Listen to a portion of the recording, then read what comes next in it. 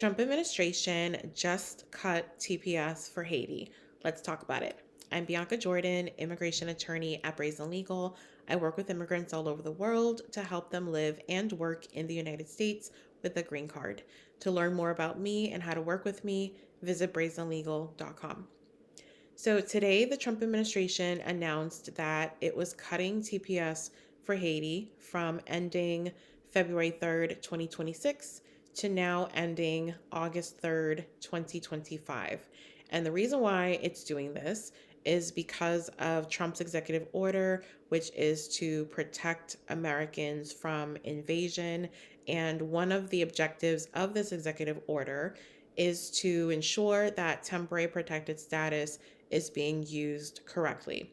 Temporary protected status, aka TPS, is an immigration benefit that is given to immigrants who temporarily cannot go back to their home country because of something that is happening there. For example, it could be due to a natural disaster like an earthquake or a hurricane. It could be due to civil war. It could be due to human rights injustices. It could be due to a health pandemic or something to that effect. And temporarily, these immigrants cannot go back to their home country. So the United States gives them this benefit that allows them to stay in the United States for 18 months at a time, during which time they are protected from being detained or arrested based on their immigration status. They're also able to get a work permit as well as a social security number, both of which allow them to work legally in the United States. And if need be, they're also able to apply for a travel document that allows them to leave the United States for temporary travel and to re enter the United States with humanitarian parole. And so the Trump administration wants to review temporary protected status because, in its opinion, it believes that prior administrations have abused this power. TPS is in our law, so it's not something that can go away with just an executive order. It is something that Congress enacted in 1990. And so the Trump administration wants to ensure that TPS continues to be used for the proper purposes. When it comes to TPS for Haiti, they are arguing that TPS for Haiti has been in existence for the last 15 years. TPS, Haiti was first designated for TPS in January 2010 after a devastating earthquake hit Port-au-Prince, Haiti, and killed hundreds of thousands of people. And since that time, Haiti's TPS has continued to be extended and also many times redesignated, which reopened the protection to people who entered the United States even after the initial designation in 2010. And so the Trump administration is amending the end of TPS for Haiti from February 3rd, 2026 to August 3rd, 2025, which is also the same day that the work permit expires for TPS for Haiti. The Trump administration says that they will assess whether TPS for Haiti should be extended, and they will make that decision this year. Originally, this TPS designation was going to end on February 3rd, 2026, because Secretary Mayorkas extended and redesignated TPS for Haiti in June of 2024. As such, the Trump administration would have needed to make a decision as to whether to terminate or extend TPS for Haiti in December of 2025, because under the law, you have to make a decision as to whether to extend or terminate TPS for a country at least 60 days before its termination. So since TPS for Haiti was supposed to end February 3rd, 2026, that decision would have needed to be made early December 2025. However, the Trump administration decided to amend that today, and so they made that decision in February of 2025 instead of waiting until December. I'm not optimistic that the Trump administration will decide to extend TPS for Haiti. So, in the event that TPS for Haiti does come to an end in August of 2025, here's what may happen.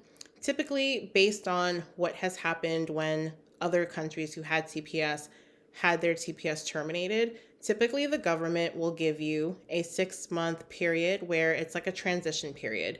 They give you 6 months to kind of figure out what's your next move. Are you going to go back to your home country, or are you going to try to switch from TPS to another status? And I have a free download for you that kind of walks you through what options you have to go from TPS to something else.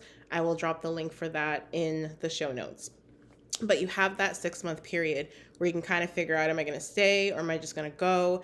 And then once that 6 month period is up, the government can either just cut it off and you're done, or they can extend it, or they can decide to give you something that is called delayed enforced departure. Delayed enforced departure and TPS are kind of like cousins. The difference is that TPS is granted by the Secretary of the Department of Homeland Security, whereas delayed enforced departure is something that is given by the President of the United States. The other difference is that TPS is given to you for 18 months, whereas delayed enforced departure is given to you for 12 months. But both allow you to apply for a work permit, both protect you from deportation, both allow you to apply for a Social Security card. And so if you're given delayed enforced departure, some countries that currently have that are Liberia. They used to have TPS, and now they have delayed enforced departure. And so once you have delayed enforced departure, once that year is up, again, the president can decide yay or nay whether to extend or terminate. Once your TPS is completely terminated, you no longer have any other legal status if you don't have something else. And so if you don't have any legal status in the United States, then that means that you are subject to being placed in removal proceedings or deportation proceedings when the country is trying to deport you from the United States. But the journey from getting a deportation order and actually getting deported from the United States is a long one. It's not as simple as you get a deportation order on Monday and you are placed on a plane back to your home country on Tuesday. This does not happen that quickly for a variety of reasons. Number one, you have rights. You can file an appeal. You can appeal your decision to the Board of Immigration Appeals. You can appeal your decision in multiple federal courts. You can go all the way up to the Supreme Court if need be. So it's the judicial process. You do still have due process rights. And so it's a long journey between getting that final order of removal and actually being physically removed from the United States. Also, the same way that we don't allow people to come to the United States with no papers, we also can't send you back with no papers. And a lot of people who have been in this country for a very long time might not have passports, or maybe they have passports, but they've since expired. And even if the government of the United States were to request that your home country send you a new passport, it's not as simple for a lot of countries. A lot of countries have to outsource this work. It is not a very simple process that is going to allow the United States to get a passport for you that quickly. Also, some countries might not want to cooperate with the United States' request for a passport because these countries know that their citizens are worth more to them in the United States than back home. At least in the United States, they can work, they can send home money, they can send back remittances that support the local economy. So this is going to be a very big mess, but it's going to be a very long time between getting that deportation order and actually being physically removed from the United States. So what can you do right now? So the first thing you should be doing is contacting an immigration attorney to understand what options, what rights, if any, you have. Or you still have rights, but what options do you have to protect yourself and your family from deportation? If you have TPS right now, but you're eligible for a green card, you can and should still be applying, especially because a pending green card application can protect you because you're in what's called an authorized period of stay. Yes, the Trump administration yesterday announced that it was going to be pausing applications for people who have TPS or people who came in through the Biden program, but I still encourage you to apply. At this point, apply for whatever you can because you don't know what's happening tomorrow. You might be able to apply for something today and then tomorrow it's stripped away from you. So you really have to treat this like time is of the essence because we're living in a time where immigration law and policy, or mostly policy, is changing by the day. But you want to make sure that you are consulting with a reputable immigration attorney. Look them up. Look up their license if you can to verify that they're an attorney. I always tell people I am licensed in Massachusetts.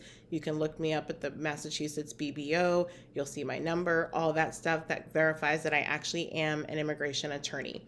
And, and also, last bit of advice, which I know is going to be really hard, try to stay as calm as possible. I know that it's really scary right now. There's so much misinformation floating around the internet. That's by design.